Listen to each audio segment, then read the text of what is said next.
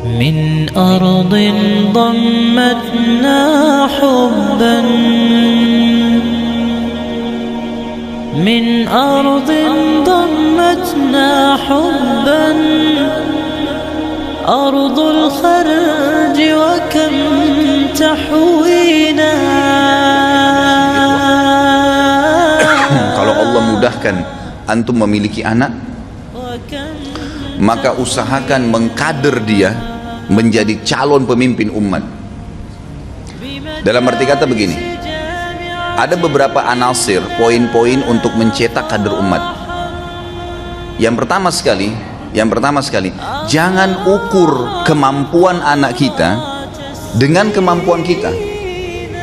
Ini poin penting. Misal, antum bisa baca Quran nanti umur 20 tahun misalnya, atau menghafal Al-Quran sampai sekarang baru setengah juz. Lalu kemudian anak antum yang SD kelas 5 baru dilihat kurikulumnya, ternyata 1 tahun harus hafal 2 juz. Kita tarik pemahaman 2 juz itu ke diri kita. Bisa nggak ya anak saya? Kayaknya terlalu besar 2 juz. Karena tolok ukurnya dirinya dia. Ini satu hal yang harus ditepis, dibuang jauh-jauh. Jangan pernah ada gap atau batas antara kemampuan anak kita dengan kita. Ini yang saya lihat hal mendasar yang ditanamkan oleh para ulama kepada anak-anak mereka. Makanya lahirlah anak-anak yang umur 6 tahun, 7 tahun hafal Quran. Mungkin orang tuanya dulu pemabuk, tapi anaknya hafal Quran. Karena mereka coba keluar dari sebuah batas yang atau sebuah tembok yang dia buat sendiri, dan setan dukung itu supaya mengukur kemampuan anaknya dengan kemampuan dia. Biarin, bebasin mereka dari sisi agama. Hafalannya luaskan, dukung terus. Ayah saya sudah hafal surah jin, alhamdulillah nak, tambah lagi, surah apa lagi, walaupun kita belum hafal, nggak apa-apa. Gitu kan? Jangan seperti banyak terjadi teman-teman kita, semoga Allah berikan hidayah. Jadi ini poin penting dalam mencetak kader umat. Jangan pernah ukur tolok ukurnya kemampuan anak kita, calon generasi ke depan, dengan kita sendiri. Yang kedua, selalu fokus ke masalah pendidikan agama. Pendidikan umum ini, ikhwah akhwat sekalian, bisa diambil kapan saja. Hukumnya sunnah. Antum tidak ngerti komputer, sekarang banyak tempat-tempat keterampilan, tinggal kursus, bisa. Saya bahkan kemarin sempat ke percetakan, saya ketemu sama satu orang, luar biasa dia mahirnya dalam mengatur desain warnanya, mengatur ukurannya, mengatur segalanya apa yang saya butuhkan. Terus saya tanya, Mas, memang jurusannya komputer? Enggak Pak. Loh kok bisa mahir seperti ini, sampai dia jadi tenaga ahli di percetakan yang besar itu?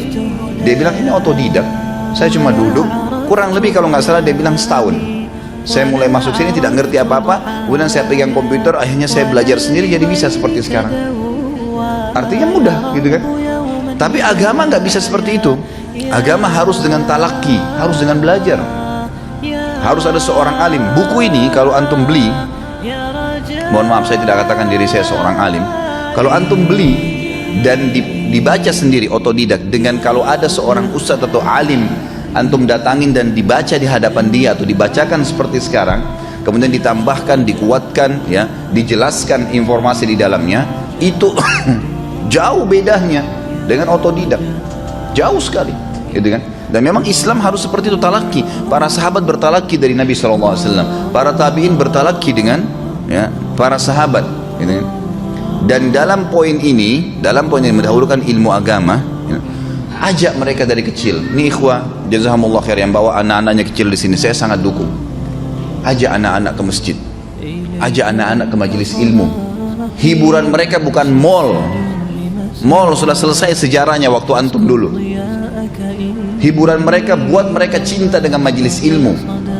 Nanti kalau liburan kemana ayah? Ke majelis ilmu ini, ke taklim yang ini, ke tablik akbar yang itu. Buat mereka suka itu.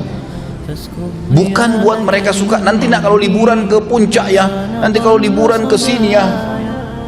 Bukan tidak boleh ya, boleh saja sesekali, tapi bukan target. Targetnya mereka cinta majelis ilmu, sebagaimana antum sekarang cinta majelis ilmu di umur antum sekarang, antum rasakan manfaatnya, buat mereka cinta dari kecil. Itu sangat luar biasa itu. Saya kagum dengan seorang ikhwah pernah datang ke saya di Kalibata. Saya pas selesai taklim, dia bilang, Ustaz, alhamdulillah saya bisa ikut pengajian Ustaz. Kenapa akhi? Sudah lama saya lihat di YouTube. Dan ini Ustaz, anak saya, ada anaknya mungkin kelas 2, kelas 3 SD. Kenapa anaknya Pak? Dia bilang, ini anak saya, setiap malam kalau mau tidur saya dengarkan ceramah Ustaz. Awalnya, sekarang Ustaz ketagihan, setiap mau tidur harus dengar ceramahnya Ustaz Khalid. Dan hampir semua ceramah sudah didengar sama dia dari YouTube. Gitu kan? Sekarang setiap malam dia ketagihan dengar ceramah. Itu kalau ayahnya mati, saya jamin sudah jadi amal jariah itu. Jadi yang diidolakan seorang alim, seorang dai, sekali lagi saya bukan katakan diri saya, siapapun Ustaz ya, siapapun yang memang kebetulan ada, kita punya peluang, alhamdulillah. Cuma saya bahasakan diri saya di sini karena memang teman-teman di sini, alhamdulillah tim kita sudah ada yang memang langsung mengupload, gitu kan. Kalau ada Ustadz yang lain silakan, siapa saja yang bisa berikan manfaat. Tapi memang harus ilmu agama di sini. Fokusnya adalah masalah ilmu agama. Itu kewajiban. Sementara ilmu lain itu umum. Ilmu lain umum. Yang ketiga, hubungkan antara fasilitas yang diberikan kepada anak-anak itu dengan prestasi. Dengan prestasi. Kalau kamu hafal 5 juzna, ayah berikan sepeda. Emang begitu? Apa yang dia minta? Ayah minta ini. Baik, syaratnya ya 2 juz Quran. Nih surah ini nak hafalnya. Selalu Quran. Kalau sudah hafal Quran, sekian 10 hadis. Setiap bulan 10 hadis kasih duit, nggak apa-apa. Oh nanti Ustaz dia tidak ikhlas. Itu bukan masalah ikhlas atau tidak ikhlas. Tidak ada hubungannya orang keikhlasan dengan terima duit. Kalau seandainya kita mau bicara keikhlasan, maka tidak perlu ada yang berinfak. Sekarang kalau misalnya satu orang berinfak di jihad di jalan Allah nih, dia keluarin duitnya, dia berikan kuda, unta semua. Terus orang yang terima, gimana orang yang terima itu? Berarti dia tidak ikhlas karena diterima dari orang lain. Nggak ada hubungannya. Ikhlas itu bicara masalah hati. Kalau begitu semua dosen nggak boleh terima gaji dong. Nggak ada hubungannya itu. Jadi hubungkan prestasi dia dengan sesuatu, gitu kan? Maksudnya hubungkan fasilitas itu dengan prestasi, ini penting, gitu kan?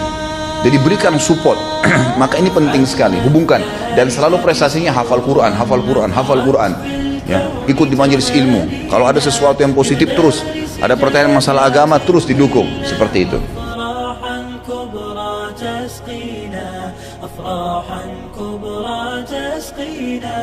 دفعتنا الثالثة سرورا نثرت في الكون تهانينا بمدارس جامعة نلنا أفراحا كبرى تسقينا أفراحا كبرى تسقينا دفعتنا الثالثة سرورا